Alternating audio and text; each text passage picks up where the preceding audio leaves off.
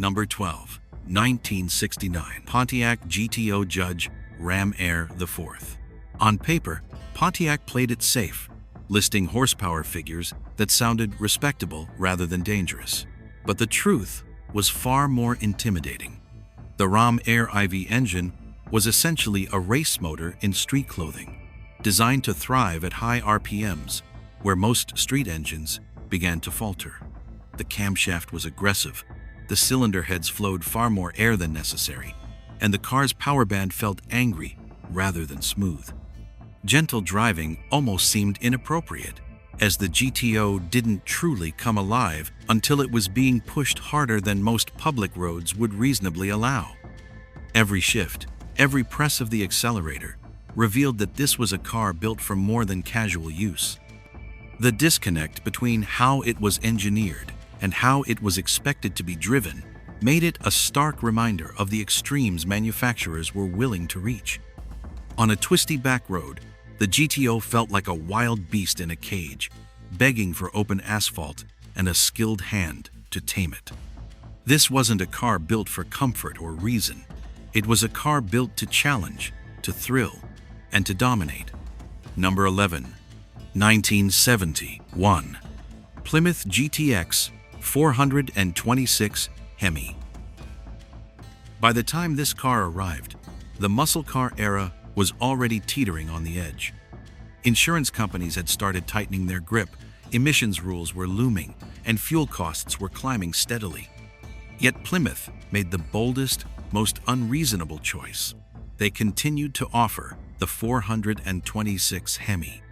The engine produced a violent surge of power that made the heavy GTX feel unnaturally light, accelerating with a force that often seemed to defy logic. Traction was minimal, grip was a fleeting suggestion, and even experienced drivers needed both skill and restraint to harness it. Every launch could spin tires, twist suspension, or challenge composure. Casual driving felt almost disrespectful to the car because it demanded attention, respect, and an understanding of power few drivers truly possessed.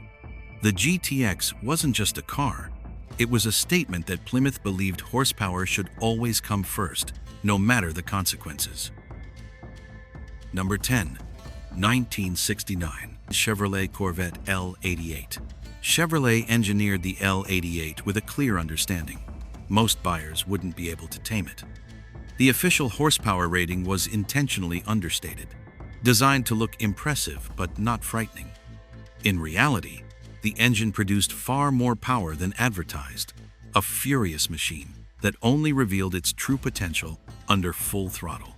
The L88 idled roughly, ran hot, and showed its anger in traffic. It wasn't a cruiser. It wasn't a daily driver. It existed for domination on open roads and strips where its brute force could be fully unleashed. Each roar of the engine reminded the driver that the car's creators prioritized raw capability over civility. This Corvette wasn't about moderation. It was a purebred muscle car that demanded respect, skill, and courage from anyone behind the wheel. Number 9. 1970 Oldsmobile 442 W30. Oldsmobile had earned a reputation for comfortable, refined cars, but the W30 tore that image apart. Its massive 455 cubic inch V8 produced torque so instantaneous that smooth launches were nearly impossible. Even seasoned drivers felt the car lurch aggressively with every press of the gas. The suspension worked hard to control the energy, but it could barely keep pace with the raw force emanating from the engine. This wasn't progressive power. It was immediate, relentless, and often shocking. Oldsmobile had pushed their traditionally balanced platform far beyond comfort zones, producing a car that tested patience, skill, and nerve. The W30 demanded respect from the moment you slid into the driver's seat, and it rewarded bravery with an adrenaline rush unmatched by most contemporaries. Number 8.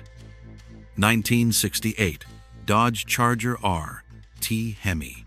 The Charger was already a big, heavy, attention-grabbing car, but the Hemi engine transformed it into something far more extreme. Straight-line acceleration was brutal, with power threatening to overwhelm tires and chassis alike. Steering became vague under hard acceleration, braking distances stretched uncomfortably long, and the rear end constantly reminded drivers how little traction was available. Dodge didn't attempt to temper the experience. The company delivered the power and left the consequences to the driver. It was a car built to intimidate, not appease. Onlookers could feel the raw energy as the Charger RT surged forward, a moving example of what happens when horsepower takes precedence over all else. Number 7. 1969 Ford Mustang Boss 429. The Boss 429 existed because racing rules required it, not because it made practical sense for daily driving. The engine was massive, requiring extensive modifications to fit within the Mustang chassis, resulting in uneven weight distribution and ongoing cooling challenges. Power delivery was raw, unrefined, and aggressive, leaving little room for error. At speed, it behaved more like a prototype than a production car, with suspension and brakes constantly being pushed to their limits. Ford's goal was dominance, not comfort or usability.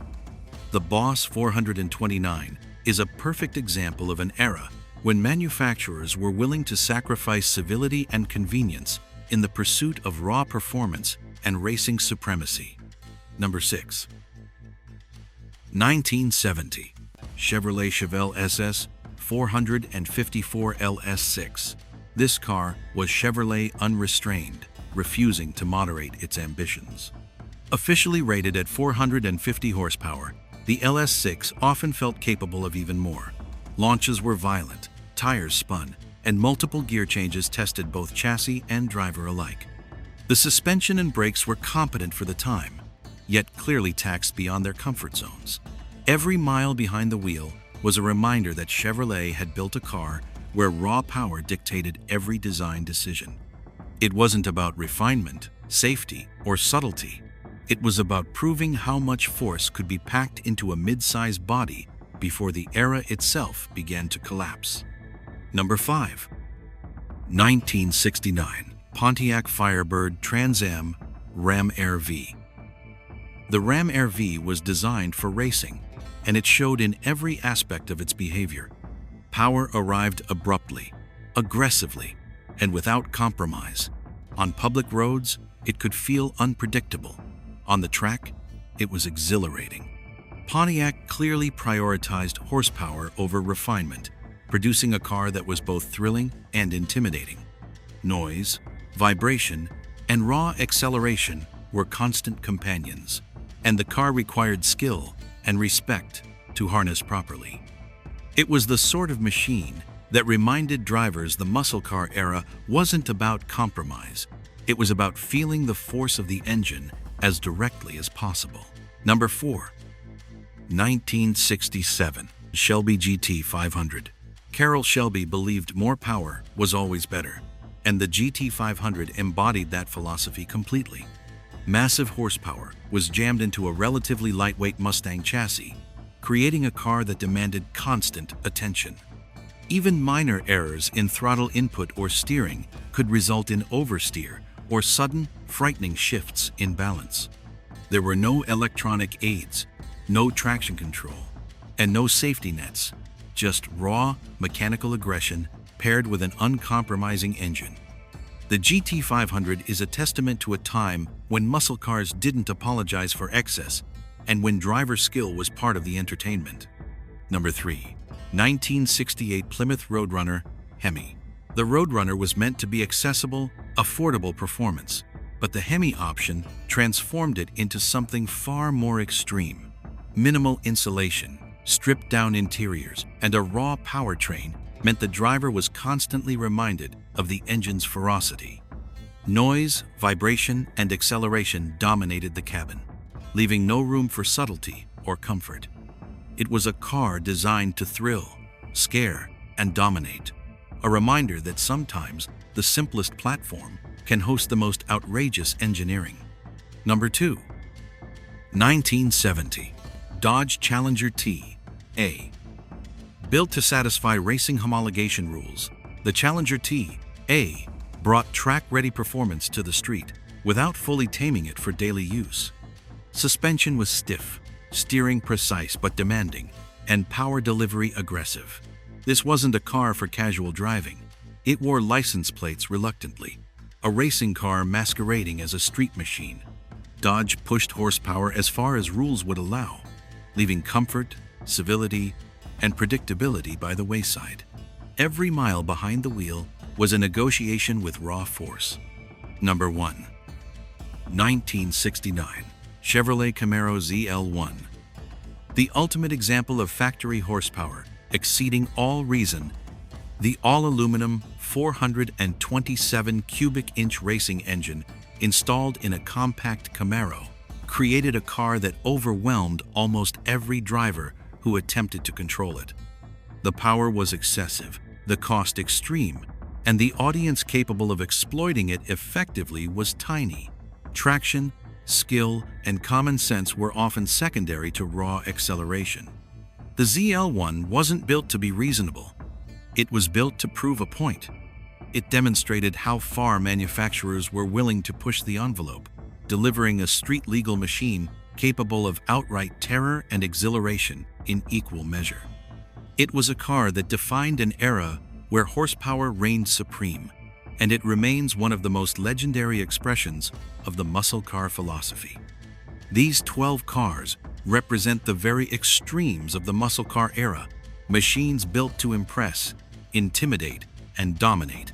They weren't engineered for moderation, comfort, or practicality. Every design decision prioritized performance, pushing engines, suspensions, and tires to their limits. The era demanded audacity, and these cars delivered it in spades. They remind us that sometimes the greatest legends are built not from compromise, but from the sheer, unrestrained pursuit of power.